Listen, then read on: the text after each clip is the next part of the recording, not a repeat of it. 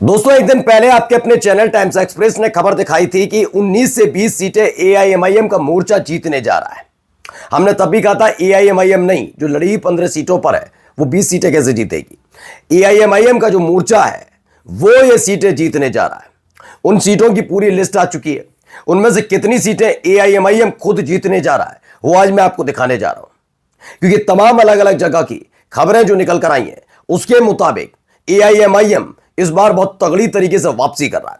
मैं फिर दोहरा दूं अपनी इस पूरे वीडियो में, एआईएमआईएम सरकार का हिस्सा होगा नहीं होगा 14 तारीख को पता लग जाएगा, जब महागठबंधन को लेकर भी खबर निकल कर आएगी। लेकिन यह बात क्लियर है कि इस बार पहले के मुकाबले ज्यादा एआईएमआईएम मजबूत नजर आ रहा है। देखिए, स्टेप बाय स्टेप किया जाए तो ठीक है, 2015 में एआईएमआईएम ने बिहार में अपनी जान फूंकनी शुरू की थी। 5 बरस में ये ऐसे हालात पैदा कर दिए कि साल 2020 में 5 सीटें जीती और तब जाकर वहां की स्थानीय पार्टियों में हलचल हुई कि हां भैया एआईएमआईएम आ गया है। अब साल 2025 चल रहा है, जिस तरह के हालात बने हुए हैं, लोगों में नाराजगी भी है और एक खास समुदाय जागा हुआ भी है। तो उसके बाद क्या वाकई स्थिति और तस्वीर पलटती नजर आई और क्या आपके अपने चैनल टाइम्स एक्सप्रेस की खबर पर मोहर लगी, वो तमाम चीजें आज आपको दिखाने जा रहा हूं और दिखाऊंगा कहां पर एक तरफा वोटिंग हो गई है और इस वोटिंग के बाद जश्न कैसे मनाया जा रहा है। नमस्कार, मैं हूं प्राज्वल गौतम और आप देख रहे हैं टाइम्स एक्सप्रेस। हमने आपको पूरा आंकड़ा दिखाया था, हमने 2 फेज के हिसाब से दिखाया था, पहला फेज और दूसरा फेज। उसके बाद हमने सीमांचल का भी दिखाया था। सीमांचल में ज्यादा नुकसान महागठबंधन को नहीं हो रहा है, 1-2 सीटों का हो रहा है। सबसे ज्यादा नुकसान हो रहा है इस बार एनडीए को।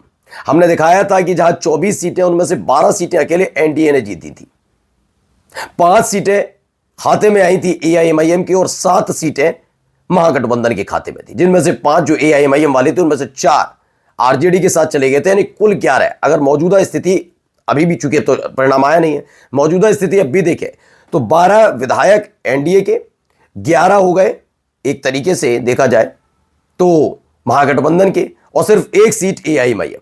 लेकिन जीत का अलग मसला था, 5 सीटें जीती थी एआईएमआईएम ने।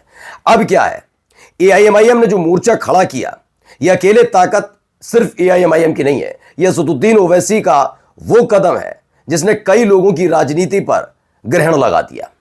मसला अगर वो अपने आप को सिर्फ मुस्लिम राजनीति तक रखते, वैसे तो करते नहीं है, लेकिन अगर रखते भी तो खेल बिगड़ता। एआईएमआईएम मुसलमानों के साथ साथ हिंदुओं को भी अपने साथ लेकर आई इस बार, खास तौर पर उस वर्ग, उस जाति को अपने साथ लेकर आई जिस जाति का को लेकर कई दावे तो किए जाते हैं, लेकिन जब मसला आता है तो हिंदू मुसलमान करके खेला भी कराया जाता है। इस बार ऐसा होता नजर नहीं आया। हिंदू समुदाय से ताल्लुक रखने वाली उस जाति ने खुलकर एआईएमआईएम के प्रत्याशी के लिए वोट कास्ट किया, ऐसी खबर है। अब जरा मैं पूरी लिस्ट आपको दिखाता हूं। बिहार में एआईएमआईएम लगभग 7 सीटें जीत सकती है और कई सीटों पर कांटे का मुकाबला होने की उम्मीद भी है, ये दावा है। कितनी सीटों पर चुनाव लड़ा? 15 सीटों पर। बाकी सीट जो मैंने आपको बताई थी वो सीटें किसकी हैं? उसमें आजाद समाज पार्टी के प्रत्याशी भी हैं, उसमें स्वामी प्रसाद मौर्य की पार्टी के प्रत्याशी भी हैं। तो 19 से 20 सीटों का आकलन है। देखिए, अमौर, ये सीट जीतने जा रहे हैं, अमौर से अख्तर अली ईमान है। कोचा धामन के लिए मैंने पहले भी आपको बताया था, कोचा धामन, अमौर तो है, चूंकि वहां से प्रदेश अध्यक्ष किसी पार्टी का चुनाव लड़े तो बात अलग है। और पहले जो 5 विधायक थे उनमें से 4 चले जाएं, अमौर वाले रह जाएं तो बात तो और ज्यादा बढ़ जाती है। तो अमौर वाली सीट तो है, लेकिन मैं कोचा धामन के लिए पहले भी बताया था, इस बार कोचा धामन को पूरा का पूरा इन्होंने सेंटर बना दिया अपनी राजनीति का। एआईएमआईएम ने कोचा धामन पर बहुत फोकस न केवल किया, बल्कि कहा यह गया कि अगर कोचा धामन में असदुद्दीन ओवैसी तो बहुत दूर की बात है, ओवैसी की पार्टी का कोई भी व्यक्ति यह कह दे कि मैं एआईएमआईएम का नेता हूं और कहीं चौराहे पर खड़ा हो जाता, तो उसे सुनने के लिए भीड़ खड़ी हो रही थी। कोचा धामन में ऐसी स्थिति थी। तो कोचा धामन जीत। बहादुरगंज से भी कहा जा रहा है जीत की पूरी उम्मीद है। बाईसी के लिए कहा जा रहा है, यह भी हमने दिखाया था। बाईसी के लिए तो गोदी मीडिया ने भी कहा कि हां भाई जीत जाएंगे। इसके साथ साथ 5वीं जो सीट है वो ठाकुरगंज की सीट बताई जा रही है। ठाकुरगंज की सीट जीत की तरफ है। जो कि हाट के लिए मैं कहूंगा ये 50-50 नहीं हो सकता। जो कि हाट भी एआईएमआईएम के खाते में है। वजह क्या है कि जब गोदी मीडिया इन तमाम आपाधापी के बीच ये कहने लग जाए कि चुनाव जीतने जा रहे हैं एआईएमआईएम के प्रत्याशी, तो बड़ी बात है। तो जो कि हाट सीट भी एआईएमआईएम की झोली में जा रही है, क्लियर।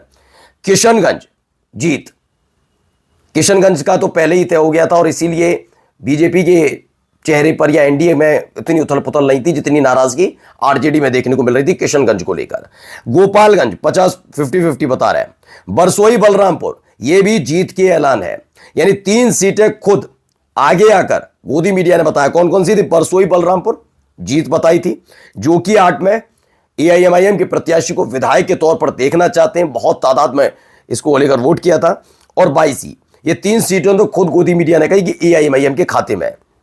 अब आइए अगली ढाका इसलिए और महत्वपूर्ण हो जाती है कि एक प्रतिबिंब के तौर पर होगा कि एक मुस्लिम बाहुल इलाका ढाका, जहां से एक हिंदू प्रत्याशी को उतारा, एक राजपूत प्रत्याशी, ऊपर से वो बीजेपी विधायक के भाई, ये वाला जो खेल था ढाका में काम कर गया है। मैं ये नहीं कह रहा कि सारे हिंदुओं ने आकर ढाका में राणा रणजीत सिंह को वोट कास्ट किया, नहीं। मुसलमानों के साथ साथ जो वोट कटा उधर दूसरी तरफ का, वो राणा रणजीत सिंह के पास आया, हिंदुओं ने वोट कास्ट किया है। नई ताकत बनकर उभरे हैं राणा रणजीत सिंह, और उनके हाल ही के कई बयान भी बड़े चर्चा में रहे, जो लोगों ने पसंद भी किए। क्योंकि आप चाहे कितने ही ये सोचें कि मुसलमान ऐसा होता है, वो ऐसा होता है, लेकिन हकीकत बात यह है कि ये बात तब तक आपको अच्छी लगती है जब तक आपकी जिंदगी में सब कुछ चंगा सी चल रहा होता है। अगर आपके खुद के रोजगार से लेकर आपके बच्चों के रोजगार, सुरक्षा, इस पर बात आएगी तो आपको ये हिंदू मुसलमान वाली कहानियां ना बुरी लगने लगती है। बिहार की जो नई पीढ़ी है वो इस चीजों से बाहर आना चाहती है कि दिन रात हिंदू मुसलमान हिंदू मुसलमान हिंदू मुसलमान, ये करना बंद करें। इसी बात को लेकर बड़ी नाराजगी रहती है। अब देखिए, मुंगेर सीट 50-50, अररिया चूंकि भैया सीमांचल का इलाका है, 50-50 बताया जा रहा है। कस्बा में बताया जा रहा है 50-50 है कि यहां पर कांटे की टक्कर है। नवादा और बरारी यहां पर भी 50-50। ये तो 15 सीटों में से जो इन्होंने 7 बताई, मैं कहता हूं क्लियर एआईएमआईएम 8 सीटें तो इन्हीं में से जीत रही है।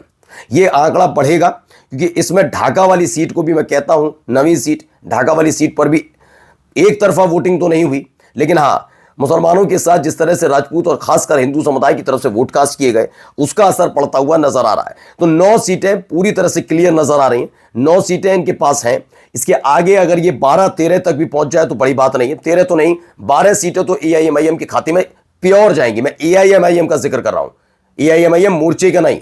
एआईएमआईएम मोर्चा तो 19 से 20 सीटें जीत रहा है, लेकिन 12 सीटें पक्की मानी जा रही हैं। 9 सीटों को तो आंकड़ा मैंने आपको दे ही दिया। 3 सीट ऊपर की और भी हैं जहां पर लड़ाई बिल्कुल कांटे की टक्कर की है। ऐसी है कि 2 मिनट में पासा पलट सकता है। जीत बहुत बड़ी नहीं होगी वहां प्रत्याशियों की, लेकिन जीतेंगे ये माना जा रहा है। चलिए अब आपको कुछ चीजें दिखाता हूं। पहले तो ये वीडियो देखिए, जहां एक तरफा वोटिंग हुई, उसके बाद कैसा जश्न मनाया गया, देखिए।